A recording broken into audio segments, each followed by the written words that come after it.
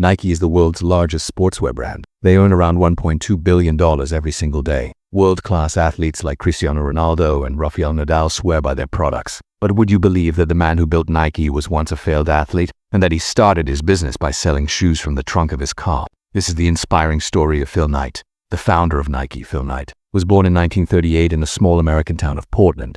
As a child, he ran faster than most.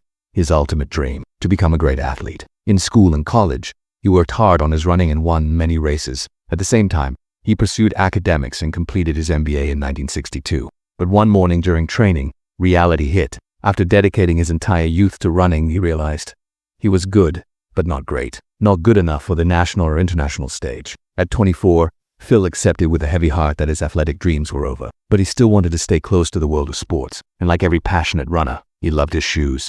That's when an idea sparked. He would go into the shoe business. During his MBA, Phil had written a research paper on the shoe industry. He had observed how Japanese camera brands disrupted the American market with better quality and lower prices. He believed the same could happen with shoes. According to his paper, Japanese-made running shoes could challenge Adidas and Puma, the giants of that time. So, taking a leap of faith, he decided to import a Japanese brand called Tiger.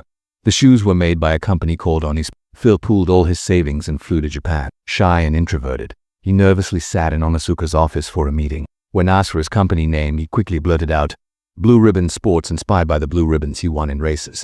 No such company existed, but Onitsuka liked the name. Phil pitched his college project almost worked. The executives were impressed and agreed to let Blue Ribbon distribute Tiger shoes in America. Phil returned to the US and waited eagerly. But for months passed, no shipment. Eventually a customs notice arrived. Finally, the first batch to 12 pairs of shoes had arrived. Phil showed the shoes to his old college coach, Bill Bowerman, a legend in the running world. To Phil's surprise, Bowerman didn't just like the shoes. He offered to become a 50% partner. Bowerman had spent years experimenting with shoe designs, constantly modifying shoes to improve performance. He was a coach, a mentor, and a shoe innovator. Partnering with him was a no-brainer. Phil rode back to Onitsuka, secured exclusive rights to sell Tiger shoes in Western USA, and placed an order for 300 shoes.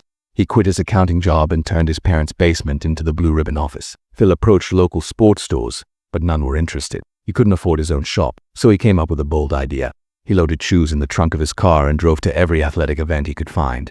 He pitched shoes to coaches, athletes, and even spectators. This time, sales exploded. He sold all 300 pairs and quickly ordered 900 more. But the new order cost $3,000, and he had only earned $2,000. So, he applied for his first bank loan and got it. Just as things were picking up, a new challenge struck. A wrestling coach claimed Onitsuka had given him exclusive US rights to sell Tiger shoes. Phil was devastated. He wrote to Onitsuka, no reply. So he flew to Japan again to confront them directly. In a meeting with Mr. Onitsuka himself, Phil poured his heart out. He was passionate, honest, and bold. Impressed, Mr. Onitsuka renewed Blue Ribbon's Western USA rights. Phil returned and expanded the team. They hired Jeff Johnson, another former athlete, as their first salesman. The bank stopped giving loans. Sales doubled in the second year, but so did expenses. Blue Ribbon was constantly reinvesting earnings and borrowing from the bank. Eventually, Phil had to get another job. As an accountant at PwC, he used his entire salary to keep the business alive. Meanwhile, Bowerman continued experimenting with shoe design. He realized American athletes had different needs than Japanese ones. He combined the best features of various Tiger models and created a new design, the Cortez. The shoe was a massive hit and changed the game. By 1971, Blue Ribbon sales hit $1.3 million, and business was doubling yearly. But Onitsuka, seeing the success, got greedy. They demanded 51% ownership of Blue Ribbon, or they'd cancel the partnership. Phil was furious. Instead of selling out, he made a bold decision. They would start their own brand. First came the logo. Phil hired a design student who created a thick, curved check. Phil paid her $35. And that swoosh became iconic. Next came the name. Suggestions like Falcon and Dimension 6 were floated, but Jeff Johnson dreamed of a name, Nike, in Greek mythology. Nike is the goddess of victory. Everyone agreed it was perfect. They launched their own line of shoes under the Nike brand on May 30th, 1971, but nobody knew Nike then, and they were up against Adidas, Puma, and Tiger.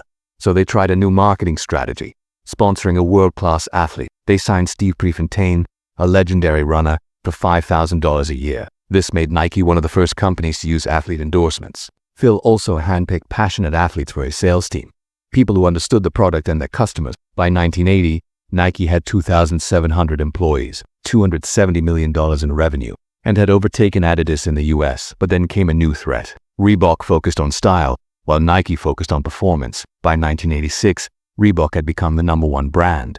Nike needed a miracle, and they found it in Michael Jordan. They signed him as a brand ambassador and launched Air Jordan. With bold designs and unmatched performance, Air Jordans became an instant global sensation. Michael wore them in games. Nike ran powerful ads. Air Jordan. In the first year, Air Jordans made $100 million in sales. Nike was back on top. In the 1990s, Nike expanded worldwide, entered new product categories, and built a global empire. Today, Nike is the world's largest sportswear brand, valued at around $144 billion. But the most powerful lesson from Phil Knight's story isn't just about business. It's about execution. In his book Shoe Dog, he wrote, "Let everyone call your idea crazy. Just keep going. Don't stop. Don't even think about stopping until you get there. If you're passionate about something, take risks and just do it."